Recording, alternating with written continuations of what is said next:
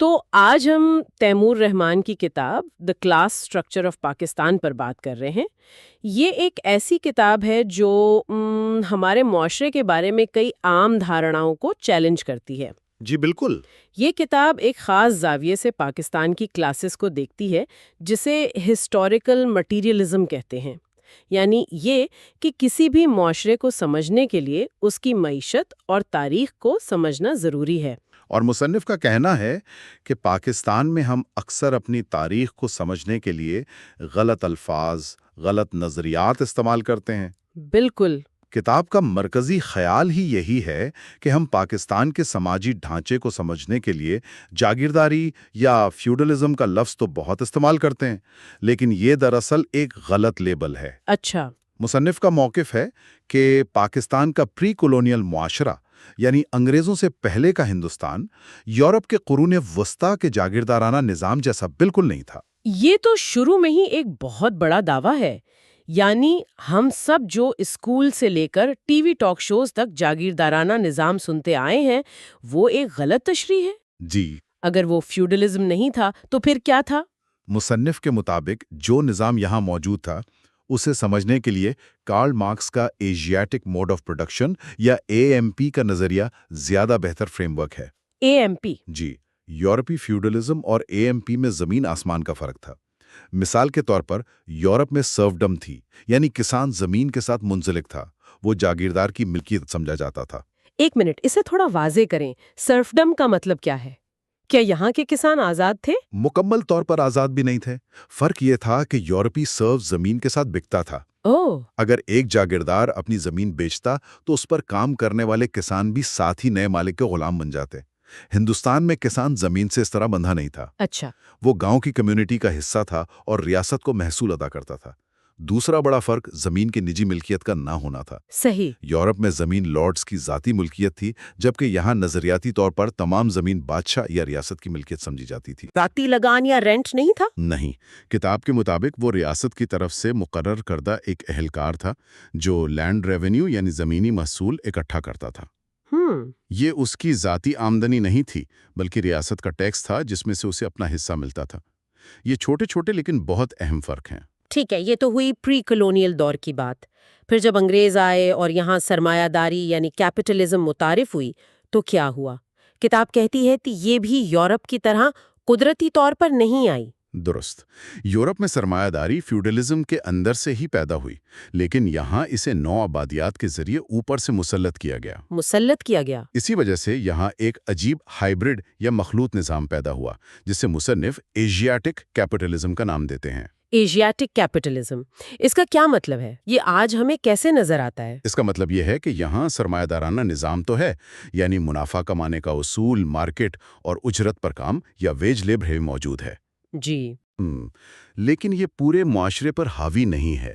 خاص طور پر زراعت اور چھوٹے کاروباروں میں پرانے پری کیپٹلسٹ تعلقات آج بھی ایک کیپٹلسٹ فریم ورک کے اندر زندہ ہیں۔ کیا آپ اس کی کوئی مثال دے سکتے ہیں، جیسے مینوفیکچرنگ سیکٹر میں؟ بالکل۔ کتاب کے مطابق پاکستان کا مینوفیکچرنگ کا شعبہ بڑی بڑی فیکٹریوں پر نہیں چلتا۔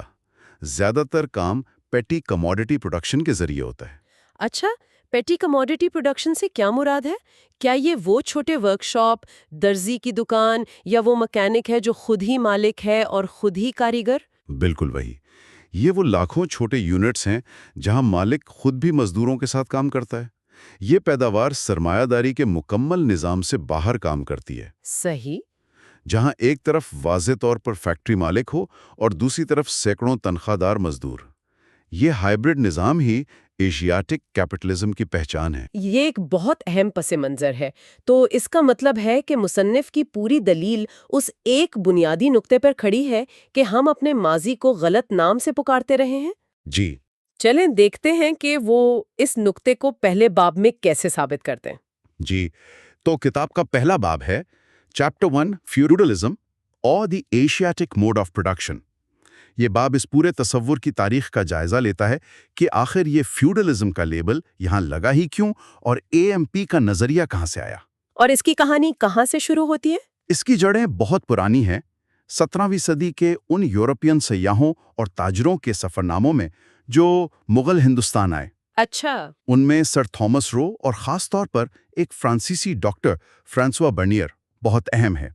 یہ لوگ جب ہندوستان سے واپس گئے تو اپنے ساتھ دو بڑے خیالات لے کر گئے. پہلا، ہندوستان میں زمین کی نجی ملکیت کا کوئی تصور نہیں، سب زمین بادشاہ کی ہے. اور دوسرا، یہاں کی ریاستیں استبدادی یا ڈسپوٹک ہیں. لیکن کیا یہ صرف ایک علمی مشاہدہ تھا یا اس کے پیچھے کوئی پولیٹیکل مقصد بھی تھا؟ مطلب کیا وہ یہ کہہ رہے تھے کہ دیکھو ہم یورپی کتنے مہذب ہیں اور یہ ایشیائی کتنے ظالم؟ اس وقت شاید اتنا واضح سیاسی مقصد نہ ہو، لیکن یہ خیالات بعد میں یورپی نوآبادیاتی سوچ کی بنیاد ضرور بنے. یہیں سے بات دلچسپ ہوتی ہے جب 18ویں صدی میں یورپ کی روشن خیالی یعنی انلائٹنمنٹ کے بڑے مفکرین جیسے مونٹیسکیو نے ان خیالات کو اٹھایا اور اورینٹل ڈیسپوٹزم یعنی مشرقی استبداد کا باقاعدہ نظریہ پیش کیا. اچھا، تو ڈیسپوٹزم کا مطلب ان کے نزدیک کیا تھا؟ کیا وہی جو ہم آج سمجھتے ہیں، یعنی ظلم اور آمریت؟ ہمیشہ نہیں. یہ سمجھنا بہت ضروری ہے. مونٹیسکیو کے لیے ڈیسپوٹزم کا مطلب یورپی بادشاہت سے فرق کرنا تھا. اوکے. یورپ میں بادشاہ کی طاقت کو امرا یا نوبلٹی چیلنج کر سکتے تھے. ایک چیک ان بیلنس تھا. اس کے برعکس ان کے خیال میں ایشیا میں بادشاہ کی مرضی ہی قانون تھی. بالکل. لیکن والٹیئر جیسے دوسرے مفکرین چین کی مثال دیتے ہوئے کہتے تھے کہ وہاں کی ڈیسپوٹزم ظالمانہ نہیں بلکہ میرٹ پر مبنی ہے. تو یہ ایک پیچیدہ تصور تھا. تو یہ سیاسی نظریہ معاشی نظریے میں کب تبدیل ہوا؟ یہ تبدیلی آئی کلاسیکل پولیٹیکل اکانومسٹ کے ساتھ. ایڈم اسمتھ اور بعد میں رچرڈ جونز جیسے لوگوں نے اورینٹل ڈیسپوٹزم کو معاشی ڈھانچے سے جوڑا. اچھا. انہوں نے کہا کہ اس استبداد کی اصل وجہ زمین کی نجی ملکیت کی عدم موجودگی ہے. یہ وہ نقطہ تھا جسے بعد میں کارل مارکس نے اٹھایا. اور اسی بنیاد پر مارکس اور اینگلز نے ایشیاٹک موڈ آف پروڈکشن کا نظریہ بنایا. ان کے مطابق اس نظام کے بنیادی ستون کیا تھے؟ مارکس کو اصل چابی برنیئر کی تحریروں میں ہی ملی، زمین کی نجی ملکیت کا نہ ہونا. اینگلز نے اس میں ایک اور اہم عنصر شامل کیا، آب و ہوا. آب و ہوا؟ جی. انہوں نے کہا کہ ہندوستان جیسے علاقوں میں زراعت کے لیے بڑے پیمانے پر مصنوعی آبپاشی یعنی نہروں اور ڈیموں کی ضرورت پڑتی ہے. اتنے بڑے منصوبے کوئی فرد واحد یا گاؤں نہیں بنا سکتا. اس کے لیے ایک مرکزی حکومت کی ضرورت ہوتی ہے. صحیح. لہٰذا AMP کا نظریہ دو ستونوں پر کھڑا تھا. ایک، مرکزی حکومت کے زیر انتظام بڑے عوامی تعمیراتی کام یعنی پبلک ورکس، اور دوسرا ہزاروں خود کفیل دیہاتی کمیونٹیز جن کی زمین مشترکہ ملکیت تھی. واہ. ریاست ان سے خراج یا ٹیکس کی صورت میں اضافی پیداوار لے لیتی تھی. کتاب میں یہ بھی ذکر ہے کہ مارکس اس نظام پر تنقید بھی کرتے تھے، لیکن ساتھ ہی اسے تباہ کرنے والے برطانوی نوآبادیات کے بھی سخت خلاف تھے. یہ ایک تضاد لگتا ہے. واہ، یہ تو بالکل الٹی بات ہے. یعنی مارکس جنہیں سرمایہ داری کا سب سے بڑا نقاد سمجھا جاتا ہے، وہ ہندوستان میں برطانوی نوآبادیات کو ایک طرح سے ضروری برائی کے طور پر دیکھ رہے تھے. جی، یہ سمجھنا تھوڑا مشکل ہے. یہاں مارکس کا جدلیاتی یعنی ڈائلیکٹیکل نقطہ نظر سامنے آتا ہے. انہوں نے ایک طرف تو ہندوستان میں برطانوی راج کی لوٹ مار اور بربریت کی شدید مذمت کی، لیکن دوسری طرف انہوں نے یہ بھی کہا کہ یہ نوآبادیات نادانستہ طور پر تاریخ میں ایک ترقی پسند کردار بھی ادا کر رہی ہیں. وہ اس پرانے جامد AMP نظام کو توڑ رہی ہیں اور ایک سماجی انقلاب برپا کر رہی ہیں جس سے مستقبل میں مغربی طرز کے سرمایہ دارانہ معاشرے کی بنیادیں رکھی جا رہی ہیں. تو ایک تکلیف دہ لیکن ضروری مرحلہ؟ ان کے نزدیک شاید. اسی لیے انہوں نے AMP کے تصور کو کبھی ترک نہیں کیا اور مغل ہندوستان کو جاگیردارانہ کہنے والوں کو ہمیشہ مسترد کیا. ٹھیک ہے، تو اگر مارکس، اینگلز اور بعد میں لینن بھی اس تصور کو استعمال کرتے رہے تو پھر یہ نظریہ غائب کیسے ہو گیا؟ اور ہندوستان اور چین جیسی کمیونسٹ پارٹیوں نے اسے چھوڑ کر فیوڈلزم کی بات کیوں شروع کر دی؟ یہ اس باب کا سب سے اہم اور چونکا دینے والا حصہ ہے. 1920 اور 30 کی دہائی میں سوویت یونین میں اس پر شدید بحث ہوئی ہے. اچھا. ایک گروہ تھا جو کہتا تھا کہ چین جیسے معاشروں کو سمجھنے کے لیے AMP کا نظریہ ہی درست ہے، جبکہ دوسرا گروہ اس کی شدید مخالفت کر رہا تھا. آخر میں مخالفین جیت گئے. اس کی مخالفت کی وجوہات کیا تھیں؟ کیا یہ خالصتاً علمی بحث تھی؟ نہیں، وجوہات زیادہ تر سیاسی تھیں. پہلی وجہ یہ تھی کہ AMP کے نظریے کو ٹروٹسکی کے حامیوں سے جوڑا جاتا تھا، جو اس وقت اسٹالن کے بڑے مخالف تھے. بالکل.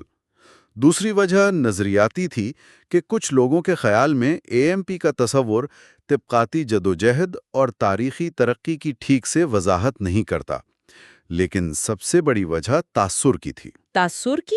اس کا کیا مطلب؟ دیکھیں، اس وقت سوویت یونین دنیا بھر میں ابھرتی ہوئی اینٹی کلونیل تحریکوں کا رہنما بننا چاہتا تھا۔ جی۔ ایشیاٹک ڈیسپوٹزم جیسی اصطلاحات پرانے یورپی نوآبادیاتی تعصبات کی یاد دلاتی تھیں کہ مشرق پسماندہ اور جامد ہے۔ صحیح۔ سوویت قیادت یہ ثابت کرنا چاہتی تھی کہ مشرق بھی مغرب کی طرح ترقی کے انہی مراحل سے گزرا ہے، یعنی غلامی، پھر جاگیرداری اور پھر سرمایہ داری۔ ایک منٹ، تو آپ یہ کہہ رہے ہیں کہ پاکستان اور انڈیا میں فیوڈلزم کا لفظ جو آج تک سیاست میں استعمال ہوتا ہے، اس کی بنیاد تاریخی حقیقت سے زیادہ 1930 کے دہائی میں سوویت یونین کی سیاسی ضرورت تھی؟ جی، یہ تو بہت بڑی بات ہے۔ کتاب کا استدلال یہی ہے۔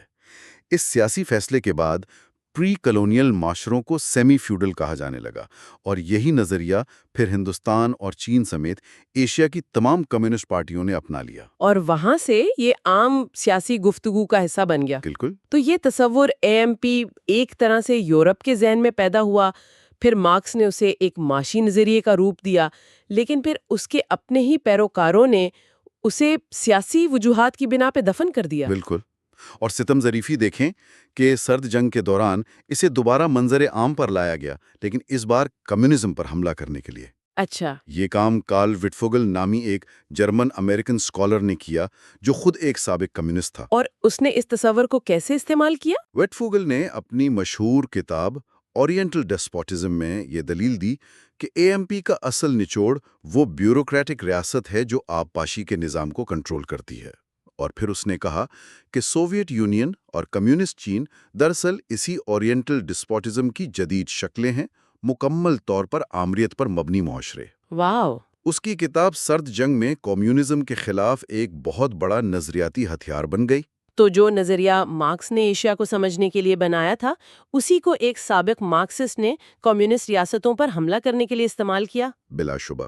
اس ایک نظریے کی کہانی ہی عالمی سیاست کی کہانی لگتی ہے۔ بالکل۔ باب کے آخر میں مصنف 60 اور 70 کی دہائی کا ذکر کرتا ہے، جب مغربی مارکسسٹوں میں اس تصور پر دوبارہ دلچسپی پیدا ہوئی، لیکن انہوں نے اس کا مطلب کافی حد تک بدل دیا۔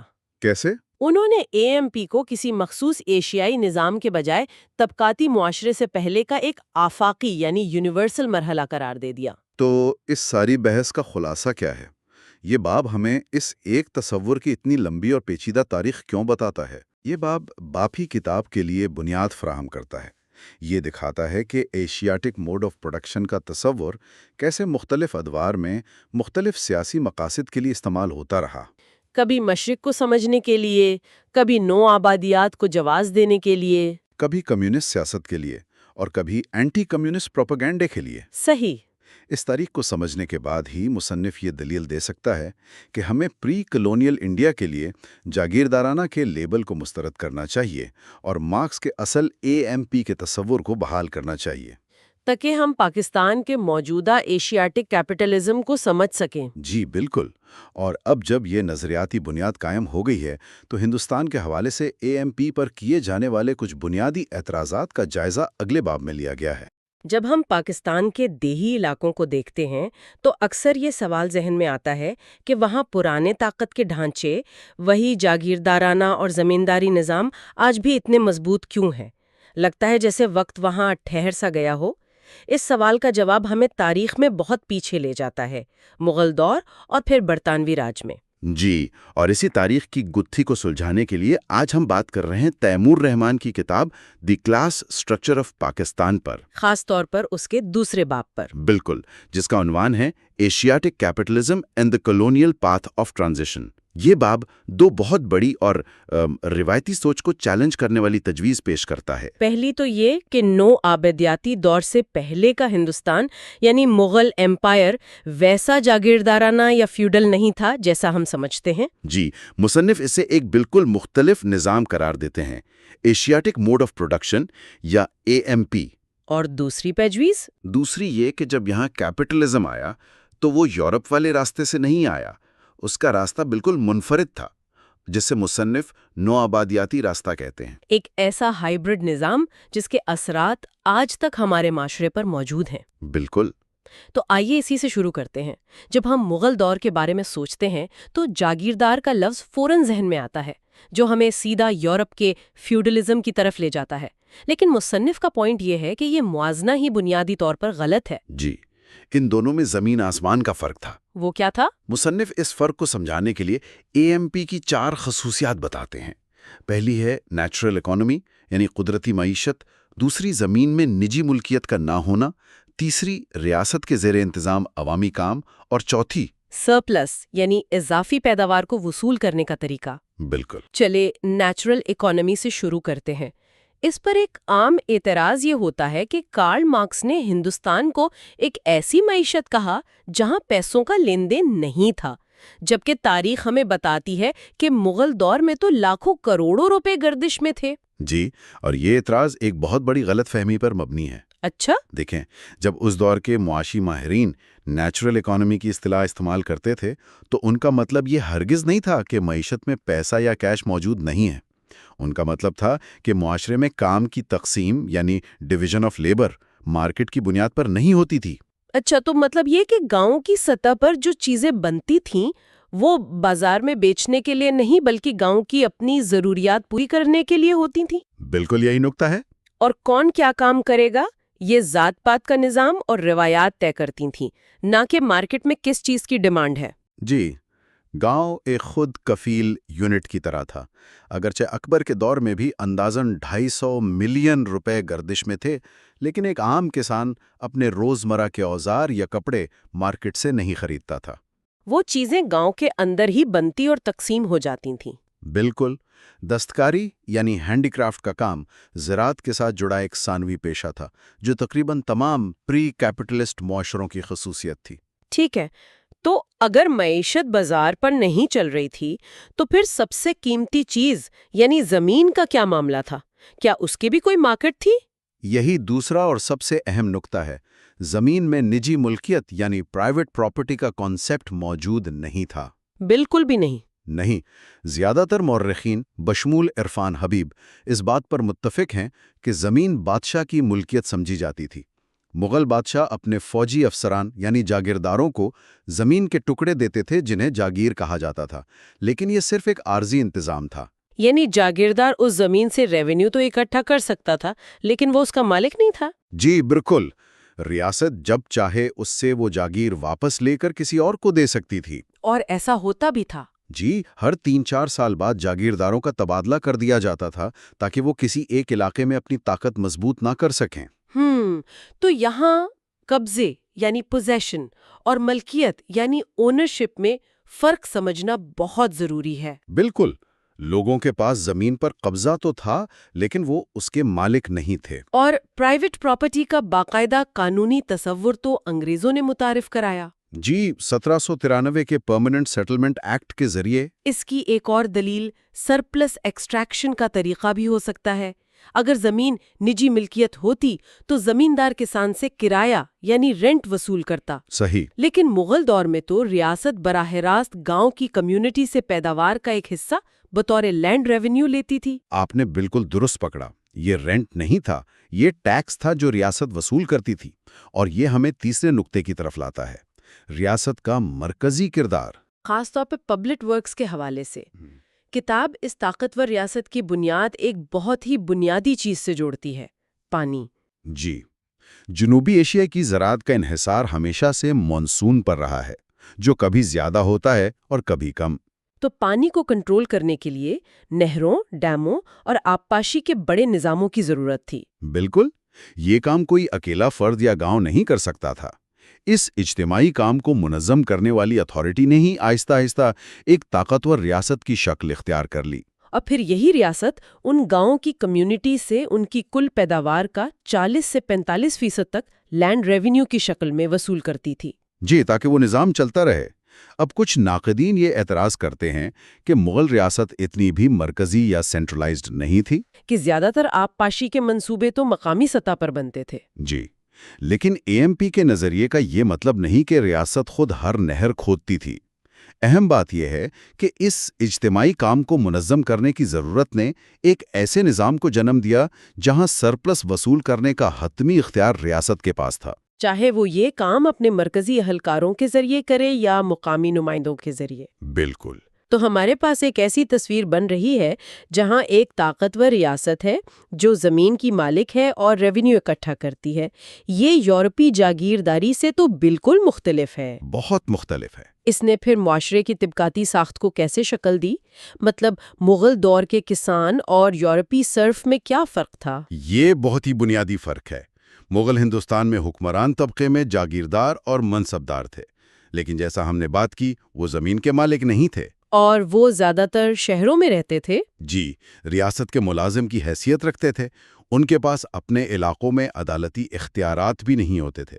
وہ ریاست کے ایک اور نمائندے قاضی کے پاس ہوتے تھے۔ اور پھر ان کے نیچے زمینداروں کا طبقہ تھا جو مقامی سطح پر ٹیکس اکٹھا کرنے میں مدد کرتے تھے، لیکن وہ بھی مالک نہیں تھے۔ صحیح۔ اور پھر سب سے نچلی سطح پر کسان تھے۔ جاگیردار کا غلام نہیں تھا۔ یورپی سرف تو زمین سے بندھا ہوتا تھا اور اپنے مالک یعنی لارڈ کو کرایہ دیتا تھا۔ اور یہاں اس کے برعکس ہندوستانی کسان ذات پات کے نظام کے ذریعے پورے گاؤں کی کمیونٹی سے بندھا ہوا تھا، اور یہ پوری کمیونٹی اجتماعی طور پر ریاست کو لینڈ ریونیو ادا کرتی تھی۔ تو اس کا مطلب ہے کہ طاقت کی بنیاد زمین کی ذاتی ملکیت پر نہیں تھی، بلکہ ریاست کی طرف سے سرپلس وصول کرنے کے اختیار پر تھی۔ بالکل۔ یہ تو آج بھی ہماری بیوروکریسی اور ریاستی اداروں کی طاقت کو سمجھنے میں بہت مدد دیتا ہے۔ جی، خلاصہ یہ کہ جاگیردار، جاگیر، مزارع اور لینڈ ریونیو، یہ سب یورپی جاگیرداری کے لینڈ لارڈ، فیفز، سرفز اور رینٹ سے بالکل مختلف تصورات تھے۔ تو مغل ہندوستان کے نظام کو جاگیردارانہ کہنا تاریخی حقائق کو مسخ کرنے کے مترادف ہے۔ جی، مصنف کا یہی استدلال ہے کہ اسے AMP کہنا زیادہ درست ہے۔ ٹھیک ہے، تو ہم نے اس منفرد ریاست پر مبنی نظام یعنی AMP کو سمجھ لیا۔ اب کہانی کا دوسرا حصہ شروع ہوتا ہے، انگریزوں کی آمد۔ کیا ہوتا ہے جب ایک جدید سرمایہ دار نو آبادیاتی طاقت اس قدیم اور ضدی نظام سے ٹکراتی ہے؟ کتاب اس سے نوآبادیاتی راستہ کہتی ہے۔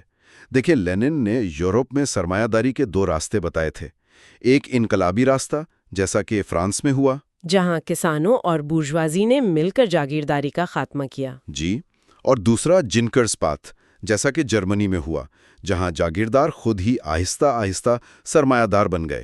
لیکن مصنف کہتے ہیں کہ ہندوستان کا راستہ ان دونوں سے الگ تھا، ایک تیسرا راستہ۔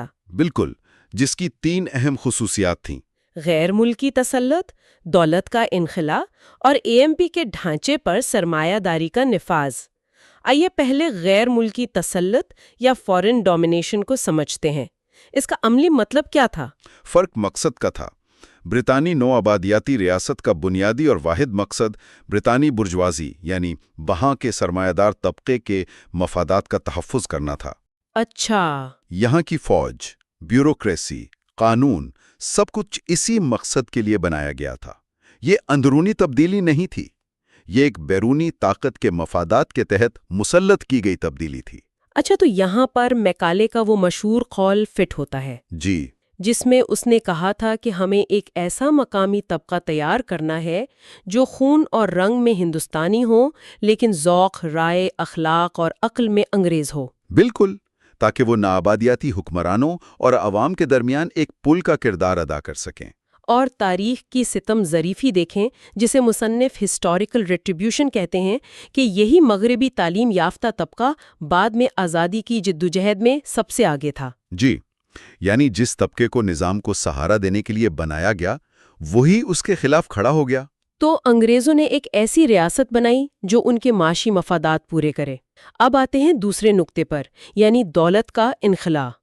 کتاب میں جو اعداد و شمار ہے وہ تو دماغ ہلا دیتے ہیں۔ بالکل، یہ صرف لوٹ مار نہیں تھی، یہ ہندوستان کی معیشت کو عالمی منڈی میں اس طرح ضم کرنے کا عمل تھا جس سے صرف برطانیہ کو فائدہ پہنچے۔ مثال کے طور پر ہندوستان کے بنے ہوئے کپڑے اور ریشم پر 70 سے 80% تک ڈیوٹی لگا دی گئی تاکہ وہ انگلینڈ میں نہ بک سکیں، جبکہ مانچسٹر کی ملوں سے آنے والے کپڑے پر بہت کم ڈیوٹی تھی۔ جی، اور اس کا اثر یہ ہوا کہ 1815 سے 1832 کے درمیان صرف 17 سالوں میں ہندوستان سے کاٹن کے کپڑے کی برآمدات 1.3 ملین پاؤنڈ سے کم ہو کر صرف 1 لاکھ پاؤنڈ رہ گئیں۔ اور اسی دوران ہندوستان میں برطانوی کپڑے کی درآمدات وہ 26,000 پاؤنڈ سے بڑھ کر 400,000 پاؤنڈ ہو گئیں۔ اور اس کا مجموعی اثر تباہ کن تھا۔ 1750 میں جب انگریز آ رہے تھے، عالمی مینوفیکچرنگ آؤٹ پٹ میں ہندوستان کا حصہ تقریباً 25% تھا۔ جی، دنیا کی 1/4 چیزیں یہاں بنتی تھی۔ اور 1900 تک یہ حصہ گر کر صرف 1.7% رہ گیا۔ 25% سے 1.7%؟ جی یہ تو معیشت کی مکمل تباہی ہے۔ بالکل، یہ ڈی انڈسٹریلائزیشن کا عمل تھا۔ ایک اندازے کے مطابق 19ویں صدی کے آخر میں ہندوستان کی کل قومی پیداوار یعنی جی این پی کا 1.5% ہر سال براہ راست برطانیہ منتقل ہو رہا تھا، جسے ہوم چارجز کہا جاتا تھا۔ جی یہ تیسرا نقطہ میرے لیے سب سے دلچسپ ہے، اے ایم پر سرمایہ داری کا نفاذ۔ آپ سوچیں گے کہ انگریزوں نے پرانے مغل نظام کو ختم کر کے اپنا نیا نظام بنایا ہوگا، لیکن کتاب کہتی ہے کہ انہوں نے کچھ زیادہ پیچیدہ کام کیا۔ انہوں نے پرانے نظام کو جڑ سے اکھاڑا نہیں، بلکہ اسی پرانے نظام کو اپنے مقاصد کے لیے استعمال کیا اور اس میں سرمایہ دارانہ عناصر کا پیوند لگا دیا تاکہ وہ زیادہ سے زیادہ سرپلس نکال سکیں۔ بالکل۔ اور اس میں سب سے بڑی تبدیلی 1793 کا پرماننٹ سیٹلمنٹ ایکٹ تھا، جس نے پہلی بار زمین کو نجی ملکیت بنایا۔ جی، اس ایکٹ نے زمینداروں جو پہلے صرف ٹیکس اکٹھا کرتے تھے کو قانونی طور پر زمین کا مالک بنا دیا۔ اس سے زمین کی خرید و فروخت کا ایک نیا بازار پیدا ہوا۔ بظاہر یہ ایک جدید قدم لگتا ہے، لیکن کتاب کہتی ہے کہ اس سے ایک خوفناک امتزاج یا مانسٹرس کمبینیشن پیدا ہوا۔ یہ کیا تھا؟ یہ امتزاج یہ تھا کہ انگریزوں نے ملکیت کے رشتے تو سرمایہ دارانہ کر دیے، یعنی زمین کو ایک کموڈٹی بنا دیا جسے خریدا اور بیچا جا سکتا تھا۔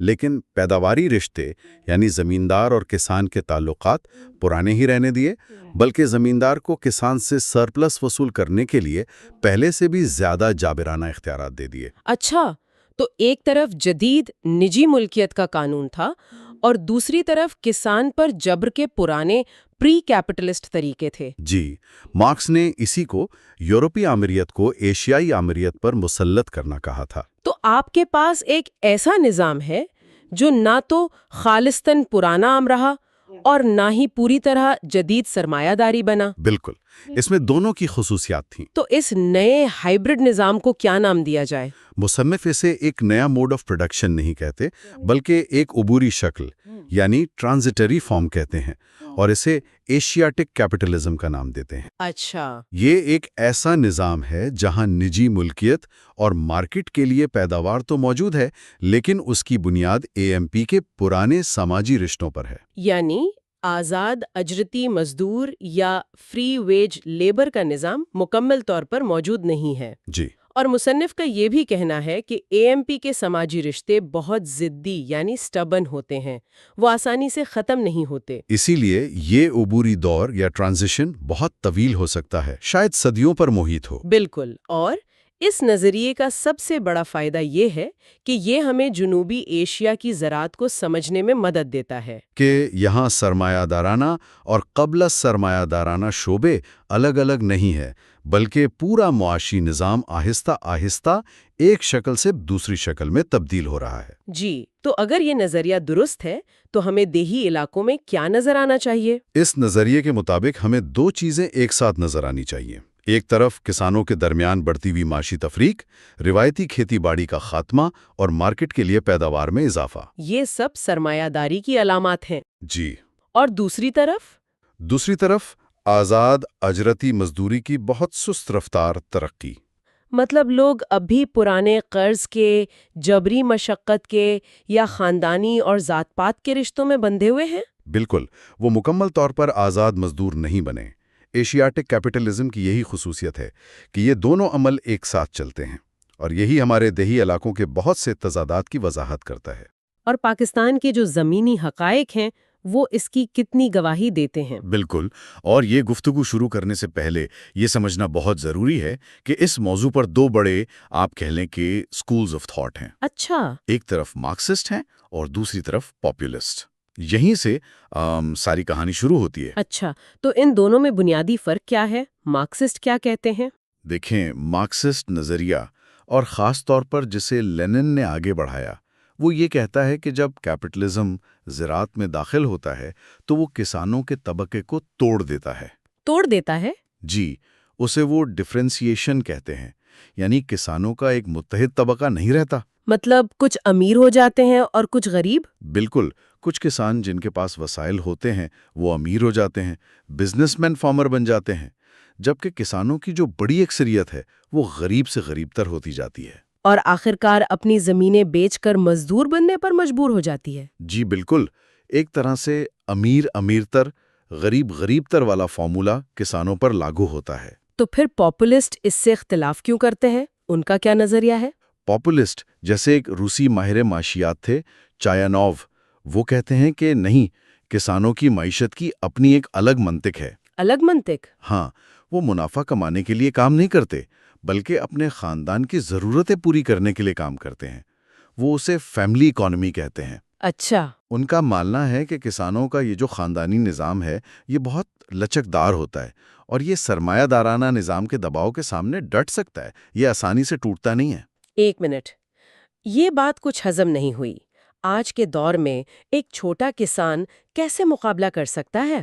آپ کا سوال بالکل بجا ہے اور یہی اس بحث کا سب سے دلچسپ پہلو ہے۔ جی۔ پاپولسٹ دلیل یہ دیتے ہیں کہ کسان خاندان ضرورت پڑنے پر خود اپنا استحصال یعنی سیلف ایکسپلائٹیشن کر سکتا ہے۔ سیلف ایکسپلائٹیشن مطلب وہ زیادہ گھنٹے کام کر سکتا ہے، کم منافع پر گزارا کر سکتا ہے، جو ایک سرمایہ دار کمپنی نہیں کر سکتی۔ اسے تو اپنے مزدوروں کو تنخواہ دینی ہوتی ہے۔ ٹھیک، لیکن وقت کے ساتھ ساتھ یہ بحث بھی تو بدلی ہوگی۔ بہت بدلی ہے۔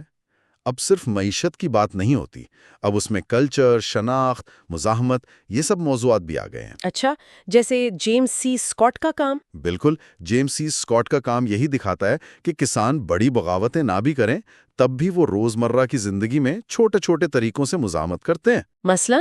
مثلاً کام سست کرنا، فصل کا کچھ حصہ چھپا لینا یا زمیندار کے حکم کو جان بوجھ کر غلط سمجھنا، وہ اسے everyday forms of resistance کہتے ہیں۔ واہ، یہ تو بہت دلچسپ بات ہے۔ لیکن پاکستان کے حوالے سے اس موضوع پر تحقیق کی کیا صورتحال ہے؟ کیا ہمارے پاس کافی ڈیٹا ہے؟ بدقسمتی سے یہی پاکستان کا سب سے بڑا مسئلہ ہے۔ یہاں طبقاتی تعلقات پر تحقیق اور ڈیٹا کی شدید کمی ہے۔ اچھا۔ 60 کی دہائی میں جب گرین ریولوشن آیا تو ساری توجہ صرف پیداوار بڑھانے پر تھی، سارا زور اکنامک گروتھ پر تھا۔ یہ کوئی نہیں دیکھ رہا تھا کہ اس ترقی کا فائدہ کس کو پہنچ رہا ہے اور کون پیچھے رہ رہا ہے۔ جی بالکل۔ پھر 70 کی دہائی میں بھٹو صاحب کی حکومت کے دوران کچھ بات شروع ہوئی تھی مساوات یعنی ایکویٹی کی۔ جی، زمینی اصلاحات کی بات ہوئی۔ ہاں، لیکن 80 کی دہائی میں ضیاء الحق کے دور میں فوکس ایک بار پھر پیداوار اور معاشی ترقی پر چلا گیا۔ طبقاتی سوالات کو پھر نظر انداز کر دیا گیا۔ تو اسی خلا کو پر کرنے کے لیے یہ تحقیق اہم ہے۔ جی، تو اصل امتحان اب شروع ہوتا ہے کہ کیا پاکستان کا ڈیٹا اس ایشیاٹک کیپٹلزم والے نظریے کی گواہی دیتا ہے یا نہیں؟ یعنی کیا یہاں سرمایہ داری آئی تو ہے لیکن ادھورے انداز میں؟ بالکل، اور اس کو سمجھنے کے لیے ہمیں تاریخ میں تھوڑا پیچھے جانا پڑے گا، انگریزوں کے دور میں۔ اچھا۔ ایک اہم بات یہ ہے کہ جو علاقے آج پاکستان ہیں، یہاں انگریزوں کا قبضہ بنگال کے تقریباً 100 سال بعد ہوا تھا۔ تو اس وجہ سے یہاں ان کی پالیسیاں مختلف تھیں؟ بہت مختلف تھیں، اور اس میں 1857 کی جنگ آزادی کا بہت بڑا کردار تھا۔ وہ کیسے؟ 1857 کی ناکامی کے بعد انگریزوں کو احساس ہوا کہ وہ مقامی اتحادیوں کے بغیر حکومت نہیں کر سکتے۔ تو انہوں نے پنجاب کے بڑے زمینداروں کو اپنا اتحادی بنا لیا؟ جی، اپنا سب سے مضبوط اتحادی بنایا۔ انہیں زمینیں دی گئیں، اختیارات دیے گئے اور بدلے میں پنجاب سے برطانوی فوج کے لیے بڑے پیمانے پر بھرتیاں کی گئیں۔ اچھا، یعنی پنجاب برطانوی راج کی مارشل ریس کی نرسری بن گیا۔ بالکل، اور اس اتحاد نے یہاں کے طبقاتی ڈھانچے پر بہت گہرے اثرات ڈالے۔ تو انگریزوں نے زمین کی ملکیت کا پورا تصور ہی بدل دیا۔ اس سے پہلے یہاں کا نظام کیسا تھا؟ اس کے لیے ہمیں ان کی پرماننٹ سیٹلمنٹ پالیسی کو دیکھنا ہوگا۔ اس پالیسی نے تاریخ میں پہلی بار زمین کو ایک خرید و فروخت کی چیز یعنی پرائیویٹ پراپرٹی بنا دیا۔ Private property? اس سے پہلے کیا تھا؟ اس سے پہلے زمین ریاست کی ملکیت سمجھی جاتی تھی اور کسان کو صرف اس پر کاشتکاری کا حق حاصل تھا۔ یعنی زمین ایک وراثت سے نکل کر ایک کموڈٹی بن گئی جسے مارکیٹ میں بیچا جا سکتا تھا۔ اس کا فوری اثر کیا ہوا؟ فوری اثر یہ ہوا کہ 1887 کے پنجاب لینڈ ریونیو ایکٹ کے تحت زمین پر ٹیکس بہت بڑھا دیا گیا۔ تو کسانوں کو ٹیکس ادا کرنے کے لیے مارکیٹ میں بیچنے کے لیے فصلیں اگانی پڑیں۔ جی بالکل، گندم اور کپاس جیسی نقداور فصلیں یعنی کیش کراپس، اور اس مجبوری نے انہیں مقامی ساہوکاروں کے چنگل میں پھنسا دیا۔ اور جب وہ قرض ادا نہ کر پاتے تو ان کی زمینیں بک جاتی تھیں۔ جی، لیکن پھر انگریزوں نے دیکھا کہ ان کے وفادار زمیندار طبقے کی زمینیں ساہوکار طبقے کے پاس جا رہی ہیں۔ تو انہوں نے اپنے اتحادیوں کو بچانے کے لیے ایک قانون بنایا؟ بالکل، 1900 میں لینڈ ایلینیشن ایکٹ نافذ کیا۔ اس قانون کے تحت زرعی زمین کی ملکیت صرف زرعی ذاتوں تک محدود کر دی گئی۔ اچھا، لیکن آپ نے کہا کہ اصل انقلاب ایک اور چیز سے آیا۔ جی، اور وہ تھا پنجاب اور سندھ میں نہروں کا وسیع نظام۔ یہ ایک گیم چینجر تھا۔ گیم چینجر کیسے؟ دیکھیں، 1885 سے 1947 کے درمیان نہروں سے سیراب ہونے والا رقبہ تقریباً 7 گنا بڑھ گیا۔ 7 گنا؟ جی، اس نے لاکھوں ایکڑ بنجر زمین کو قابل کاشت بنا دیا اور تجارتی پیداوار کمرشل پروڈکشن میں دھماکہ خیز اضافہ ہوا۔ تو ایک طرف زمین پرائیویٹ پراپرٹی بن گئی، دوسری طرف نہروں نے پیداوار بڑھا دی، اور یہ سب عالمی مارکیٹ سے جڑ گیا۔ لیکن اس زمین پر جو سماجی نظام تھا، ذات پات کا نظام، اس پر کیا اثر پڑا؟ یہاں ہمیں پاکستان کے روایتی ذات پات کے نظام کو سمجھنا ہوگا، جسے یہاں قوم یا برادری کہا جاتا ہے۔ جی، بنیادی طور پر 2 بڑی تقسیمیں تھیں۔ ایک طرف زمیندار قومیں تھیں، جیسے سید، راجپوت، جاٹ، گجر، جی جن کے پاس زمین اور سماجی طاقت تھی۔ بالکل۔ اور دوسری طرف کمی قومیں تھیں، یعنی ہنرمند اور محنت کش طبقہ، جی جیسے لوہار، ترکھان، کمار، نائی۔ جی یہ لوگ زمینداروں کو اپنی خدمات فراہم کرتے تھے اور بدلے میں انہیں فصل کا ایک حصہ مل جاتا تھا۔ تو اس کولونیل کیپٹلزم نے اس پورے نظام کو کیسے متاثر کیا؟ اس نے اس نظام کو تہ و بالا کر دیا۔ تجارت سے وابستہ ذاتیں جیسے میمن، خواجہ، چنیوٹی، وہ نئی معیشت میں بہت طاقتور ہو گئیں۔ اور زراعت کے اندر طبقاتی تقسیم کو سمجھنے کے لیے اس کے لیے ہمیں مارکسسٹ فریم ورک کا سہارا لینا پڑتا ہے، جو طبقات کو پیداواری عمل میں ان کے کردار کی بنیاد پر دیکھتا ہے۔ تو اس فریم ورک کے مطابق پاکستان کے دیہی علاقوں میں کون کون سے طبقات ہیں؟ موٹے طور پر 5 طبقات ہیں۔ پہلے جاگیردار یا لینڈ لارڈز، جو خود کام نہیں کرتے، صرف مزاروں یا مزدوروں سے کام کرواتے ہیں۔ جی، دوسرے امیر کسان یا رچ پیزنٹس، جو زیادہ تر کام مزدوروں سے لیتے ہیں۔ تیسرے متوسط کسان یا مڈل پیزنٹس، جو اپنے خاندان کی محنت پر انحصار کرتے ہیں۔ اور چوتھے اور پانچویں؟ چوتھے غریب کسان یا پور پیزنٹس، جنہیں اپنی زمین کے ساتھ ساتھ دوسروں کی زمینوں پر بھی مزدوری کرنی پڑتی ہے۔ اور آخر میں بے زمین زرعی مزدور یا ویج ورکرز۔ یہ تو طبقات کی ایک واضح تقسیم ہے۔ اب سوال یہ ہے کہ پچھلے 50-60 سالوں میں ان طبقات میں کیا تبدیلی آئی؟ اعداد و شمار یہی کہانی سناتے ہیں۔ اگر ہم ایگریکلچرل سینسسز کو دیکھیں تو آزادی کے وقت صورتحال بہت خراب تھی۔ اچھا۔ 1955 کے ڈیٹا کے مطابق پاکستان کی جو غریب ترین دیہی آبادی تھی تقریباً 65%۔ 65% یعنی اکثریت؟ جی اکثریت۔ ان کے پاس صرف 15% زمین تھی۔ اور امیروں کے پاس؟ جو امیر ترین 1% طبقہ تھا، ان کے پاس ملک کی 1/3 زرعی زمین تھی۔ 1/3 صرف 1% لوگوں کے پاس؟ یہ تو بہت بڑا فرق ہے۔ جی، یہ اعداد و شمار واقعی چونکا دینے والے ہیں۔ تو پھر ایوب خان کی زمینی اصلاحات کا کیا ہوا؟ وہ بڑی حد تک ناکام رہیں۔ قانون میں اتنے لوپ ہولز تھے کہ بڑے زمینداروں نے اپنی زمینیں خاندان کے افراد کے نام منتقل کر کے بچا لیں۔ اچھا، تو اصل تبدیلی ٹیکنالوجی سے آئی، یعنی گرین ریولوشن سے؟ جی، سبز انقلاب، جس میں نئے بیج، ٹریکٹر، ٹیوب ویل آئے، اس نے تو پیداوار میں بہت اضافہ کیا۔ کیا اس کا فائدہ سب کو نہیں ملا؟ نہیں، بالکل نہیں۔ یہ ٹیکنالوجی سکیل نیوٹرل نہیں تھی۔ سکیل نیوٹرل نہیں تھی؟ اس کا کیا مطلب ہوا؟ مطلب یہ ایسی چیز نہیں تھی جسے چھوٹا کسان بھی استعمال کر لے اور بڑا بھی۔ ٹریکٹر اور ٹیوب ویل جیسی مہنگی ٹیکنالوجی صرف بڑے زمینداروں، خاص طور پر 25 ایکڑ سے زیادہ کے مالکوں کے بس کی بات تھی۔ یہ تو بہت بڑی ستم ظریفی ہے، یعنی ایک انقلاب جو سب کی بھلائی کے لیے لایا گیا، اس نے امیروں کو اور امیر کر دیا۔ بالکل، اور اس نے امیر اور غریب کسانوں کے درمیان فرق آسمان پر پہنچا دیا۔ چھوٹے کسان اس مقابلے میں پیچھے رہ گئے اور اپنی زمینیں بیچنے پر مجبور ہو گئے۔ جی، اس سے کسانوں میں طبقاتی تفریق کا عمل بہت تیز ہو گیا۔ 1960 سے 2000 تک کے اعداد و شمار دیکھیں تو متوسط کسان طبقہ سب سے زیادہ متاثر ہوا۔ یعنی 12.5 سے 25 ایکڑ والے؟ جی، ان کی ملکیت میں موجود رقبہ ڈرامائی طور پر کم ہو گیا۔ بھٹو حکومت نے بھی تو 1972 اور 1977 میں اصلاحات کی کوشش کی تھی، لیکن ان کا دائرہ کار بہت محدود تھا، اور 1977 کی اصلاحات تو فوجی بغاوت کی وجہ سے نافذ ہی نہیں ہو سکیں۔ تو نتیجہ یہ نکلا کہ لینڈ انیکوالٹی وقت کے ساتھ مسلسل بڑھتی رہی۔ جی، اچھا، تو ایک طرف کسانوں کی طبقاتی تفریق بڑھ رہی تھی اور دوسری طرف زمین کے استعمال کے نظام یعنی ٹینیور سسٹم میں بھی ایک بہت بڑی تبدیلی آ رہی تھی۔ وہ کیا تھی؟ جی، اعداد و شمار ایک بہت واضح رجحان دکھاتے ہیں۔ 1960 سے 2000 کے دوران اونر فارمز، یعنی وہ فارم جہاں مالک خود کاشتکاری کرتا ہے، اچھا، ان کی تعداد اور ان کے زیر کاشت رقبہ دونوں میں زبردست اضافہ ہوا۔ 1960 میں یہ کل رقبے کا صرف 36% تھے، جو 2000 تک بڑھ کر 73% ہو گئے۔ 73%! یہ تو بہت بڑا شفٹ ہے۔ اس کا مطلب ہے کہ ٹیننٹ فارمز یعنی جہاں مزارعین یا بٹائی دار کاشت کرتے ہیں، وہ نظام ختم ہو رہا تھا؟ بالکل، مزارعین کے زیر کاشت رقبہ تیزی سے کم ہوا۔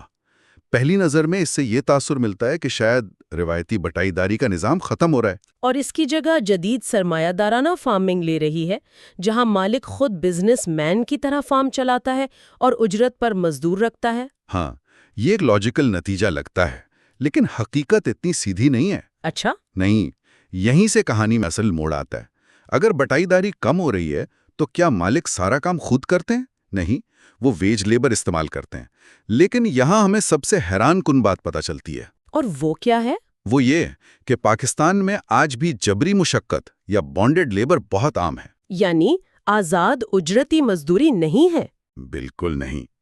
ہیومن رائٹس واچ اور ILO کی رپورٹس بتاتی ہیں کہ لاکھوں مزارعین اور کھیت مزدور قرضوں کے ایسے جال میں پھنسے ہیں کہ وہ نسل در نسل غلاموں کی طرح کام کرنے پر مجبور ہیں۔ تو اگر ہم صرف آزاد اجرتی مزدوروں یعنی فری ویج لیبر کا ڈیٹا دیکھیں تو وہ کیا تصویر پیش کرتا ہے؟ تصویر بہت مایوس کن ہے۔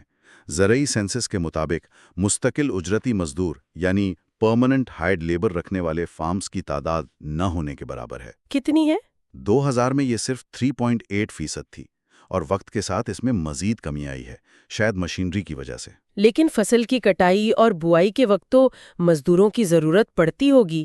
عارضی یا سیزنل مزدوروں کا کیا رجحان ہے؟ آپ نے صحیح پکڑا، عارضی مزدوروں یعنی کیجول لیبر کا استعمال بڑھا ہے۔ 1972 سے 1990 کے دوران یہ 30% سے بڑھ کر 50% فارمز تک پہنچ گیا تھا۔ یعنی سال کے کچھ مخصوص اوقات میں مزدوروں کی ڈیمانڈ بہت زیادہ ہوتی ہے۔ جی، 2000 میں یہ شرح کچھ کم ہو کر 42% ہوئی، لیکن مجموعی رجحان یہی ہے کہ مستقل نوکریوں کی جگہ عارضی سیزنل کام نے لے لی ہے۔ تو اگر ہم ان تمام ٹکڑوں کو جوڑ کر دیکھیں، زمین کی ملکیت میں عدم مساوات، کسانوں کا بٹ جانا، بٹائی داری کا کم ہونا، لیکن اس کی جگہ آزاد اجرتی مزدوری کا نظام پوری طرح قائم نہ ہونا، تو اس سے کیا نتیجہ نکلتا ہے؟ ان تمام اعداد و شمار سے جو حتمی تصویر ابھرتی ہے وہ ایشیاٹک کیپٹلزم کے نظریے سے بہت مطابقت رکھتی ہے۔ اچھا؟ وہ یہ کہ پاکستان کی زراعت میں سرمایہ داری کی خصوصیات جیسے نجی ملکیت، تجارتی پیداوار، یہ تو واضح طور پر نظر آتی ہیں۔ جی۔ روایتی بٹائی داری کا نظام بھی کمزور ہو رہا ہے، لیکن اس کے باوجود اس کی جگہ مکمل طور پر آزاد اجرتی مزدوری پر مبنی نظام نے نہیں لیا ہے۔ یعنی آج بھی پاکستان کی زراعت میں غیر اجرتی تعلقات جیسے خاندانی محنت اور بٹائی داری کی باقیات ان کا غلبہ ہے؟ جی بالکل، اور ساتھ میں جبری مشقت بھی موجود ہے۔ یہی وہ ادھورا سرمایہ دارانہ نظام ہے جسے تیمور رحمان ایشیاٹک کیپٹلزم کہتے ہیں۔ اور کھیتوں سے نکل کر فیکٹریوں اور شہروں کی دنیا میں جا رہے ہیں، یہ دیکھنے کے لیے کہ پاکستان کا انڈسٹریل کلاس سٹرکچر کیسا ہے۔ جی، اور یہاں جو تصویر سامنے آتی ہے وہ ہماری عام سوچ سے بہت الگ ہے۔ ہم جب صنعت کی بات کرتے ہیں تو ذہن میں بڑی بڑی فیکٹریاں آتی ہیں، ہزاروں مزدور۔ لیکن کتاب یہ بتاتی ہے کہ پاکستان کی معیشت کی اصل کہانی ان بڑی فیکٹریوں میں نہیں ہے، بلکہ گلی محلوں میں پھیلے چھوٹے کاروباروں اور انفارمل سیکٹر میں ہے۔ اور یہی بات پاکستان کے طبقاتی نظام کو یعنی کلاس سسٹم کو بہت منفرد بناتی ہے۔ یہ تو واقعی ایک دلچسپ بات ہے۔ تو آئیے پھر اسی سے شروع کرتے ہیں۔ کتاب کا چوتھا باب ہے چیپٹر 4 انڈسٹریل ریلیشنز۔ اس میں پہلا موضوع ہے پاپولیشن اور اربنائزیشن۔ اعداد و شمار بتاتے ہیں کہ آبادی میں تو جیسے ایک دھماکہ ہوا ہے۔ 1901 میں صرف 1.60 کروڑ لوگ تھے اور آج 16 کروڑ سے بھی زیادہ۔ 10 گنا سے بھی زیادہ اضافہ، اور یہ اضافہ آزادی کے بعد بہت تیزی سے ہوا۔ ایک وجہ تو تقسیم کے وقت تقریباً 65 لاکھ مہاجرین کی آمد تھی، جو زیادہ تر شہروں میں آ کر بسے۔ اچھا۔ لیکن اس سے بھی اہم تبدیلی اربنائزیشن کی رفتار ہے۔ 1951 میں صرف 17% آبادی شہروں میں تھی، لیکن 2008 تک یہ 36% ہو گئی، یعنی دگنی سے بھی زیادہ۔ آج پاکستان جنوبی ایشیا کا سب سے اربنائزڈ ملک ہے۔ اور اس کا نتیجہ تو ہم آج دیکھ ہی رہے ہیں۔ کراچی، لاہور جیسے میگا سٹیز اور ان کے ارد گرد پھیلی کچی آبادیاں، یہ ایک بہت بڑی سماجی تبدیلی ہے۔ بالکل، یہ تبدیلی اس پرانے دیہی نظام کو ختم کر رہی ہے جو چھوٹے الگ تھلگ دیہاتوں پر مبنی تھا۔ اب سوال یہ ہے کہ کیا اس آبادیاتی تبدیلی نے طبقاتی ڈھانچے کو بھی بدلا ہے؟ اس کا جواب ہمیں لیبر فورس میں ملتا ہے۔ ٹھیک ہے، تو اگلا حصہ ہے labour force and class composition. اعداد و شمار تو یہی بتاتے ہیں کہ وقت کے ساتھ زراعت میں کام کرنے والے کم ہوئے ہیں اور مینوفیکچرنگ اور سروسز سیکٹر میں بڑھے ہیں۔ 1950 میں 65% لوگ زراعت سے جڑے تھے، 2007 تک یہ تعداد 44% رہ گئی۔ جی، اور یہی چیز جی ڈی پی میں بھی نظر آتی ہے۔ 1949 میں مینوفیکچرنگ کا حصہ جی ڈی پی میں صرف 8% تھا، جو 2002 تک 25% سے بھی اوپر چلا گیا۔ یہ معیشت کی ساخت میں ایک واضح تبدیلی ہے، لیکن یہاں ایک تشویشناک بات بھی ہے۔ کتاب کے مطابق پاکستان میں خواتین کی لیبر فورس میں شرکت وہ پورے ایشیا میں سب سے کم ہے۔ اچھا، اور اسی وجہ سے ہمارا مجموعی پارٹیسپیشن ریٹ بھی کافی کم ہے۔ اور یہیں پر آ کر بات واقعی بہت دلچسپ ہو جاتی ہے۔ اگلا سیکشن ہے the character of veg employment, formal and informal sector. مجھے یہ جان کر بہت حیرانی ہوئی کہ پاکستان کی تقریباً آدھی ورکنگ آبادی کو تو تنخواہ ہی نہیں ملتی، اور جو اجرت پر کام کرتے بھی ہیں ان میں سے زیادہ تر چھوٹی جگہوں پر کام کرتے ہیں۔ یہ ایک بہت اہم آنکڑا ہے۔ دیکھیں، جو نان ایگریکلچرل سیکٹر ہے اس میں کام کرنے والے تقریباً 73% لوگ وہ انفارمل سیکٹر کا حصہ ہیں۔ 73%؟ جی، 73%۔ اس کا مطلب ہے وہ ایسی جگہوں پر کام کرتے ہیں جہاں 10 سے کم ملازم ہیں، مطلب چھوٹی دکانیں، ورکشاپس، ہوٹل۔ یہ پاکستان میں کوئی ایکسیپشن نہیں ہے، بلکہ یہی نیم ہے۔ ایک منٹ، تو اس کا مطلب یہ ہوا کہ جو بڑی بڑی فیکٹریاں ہیں جو ملک کی جی ڈی پی کا بڑا حصہ بناتی ہیں، وہ روزگار صرف 3% لوگوں کو دے رہی ہیں؟ بالکل، یہی تضاد اس کتاب کا مرکزی نقطہ ہے۔ بڑی صنعت جو جدید ٹیکنالوجی استعمال کرتی ہے وہ جی ڈی پی کا 25% سے زیادہ پیدا کرتی ہے، لیکن روزگار صرف 3% کو دیتی ہے۔ دوسری طرف انفارمل سیکٹر ہے جو ملک کی 41% لیبر فورس کو روزگار دیتا ہے، لیکن جی ڈی پی کا صرف 10% پیدا کر پاتا ہے۔ تو پھر یہ سوال پیدا ہوتا ہے کہ 60 سال سے زیادہ عرصے میں بھی پاکستان میں بڑے پیمانے کی صنعت چھوٹے کاروباروں پر غالب کیوں نہیں آ سکی؟ یہاں مغرب جیسا کیوں نہیں ہوا؟ اس کا جواب ہمیں صنعتی ترقی کی تاریخ میں ملتا ہے۔ کتاب ہمیں ایک تاریخی سفر پر لے کر چلتی ہے۔ پہلا دور ہے پری انڈیپینڈنس انڈسٹریل ڈیولپمنٹ۔ آزادی کے وقت پاکستان کو وراثت میں بہت کم صنعتیں ملی۔ پورے ہندوستان کی صرف 9% فیکٹریاں یہاں تھیں، وہ بھی زیادہ تر چھوٹی۔ صحیح۔ اس وقت کے بڑے صنعتکار وہی خاندان تھے جو بعد میں 22 امیر ترین خاندان کہلائے، داؤد، آدم جی، سہگل وغیرہ۔ پھر آزادی کے بعد کا دور آیا، from merchant to industrial capital, یہاں سے تاجروں نے صنعتکار بننا شروع کیا۔ جی، حکومت نے ایسی پالیسیاں بنائیں جیسے ڈی ویلیویشن تنازع ہوا، کورین جنگ کی وجہ سے درآمدات مشکل ہو گئیں، تو مقامی طور پر چیزیں بنانا منافع بخش ہو گیا۔ حکومت نے PIDC جیسا ادارہ بھی بنایا۔ 1950 کی دہائی میں صنعتی ترقی تو بہت تیز ہوئی، لیکن اس کا ایک نتیجہ یہ نکلا کہ سارا سرمایہ چند ہاتھوں میں جمع ہونے لگا۔ اور پھر جنرل ایوب خان کا دور آیا، جسے کتاب میں دی پیریڈ آف فنکشنل انیکویلٹی کہا گیا ہے۔ یہ فنکشنل انیکویلٹی کا نظریہ کیا تھا؟ یعنی عدم مساوت بھی کوئی اچھی چیز ہو سکتی ہے؟ یہ ایک بہت دلچسپ نظریہ تھا۔ اس کا بنیادی خیال یہ تھا کہ ترقی کے شروع میں عدم مساوات ضروری ہے، یعنی دولت کو چند لوگوں کے ہاتھوں میں جمع ہونے دیں، تو وہی لوگ زیادہ بچت کریں گے اور اسے دوبارہ صنعت میں لگائیں گے، جس سے آخرکار سب کا بھلا ہوگا۔ یہ اس وقت کی ٹرکل ڈاؤن تھیوری تھی۔ تو حکومت جان بوجھ کر کچھ لوگوں کو امیر بنا رہی تھی، اس امید پر کہ ان کی دولت سے پورے ملک کو فائدہ ہوگا، لیکن کیا ایسا ہوا؟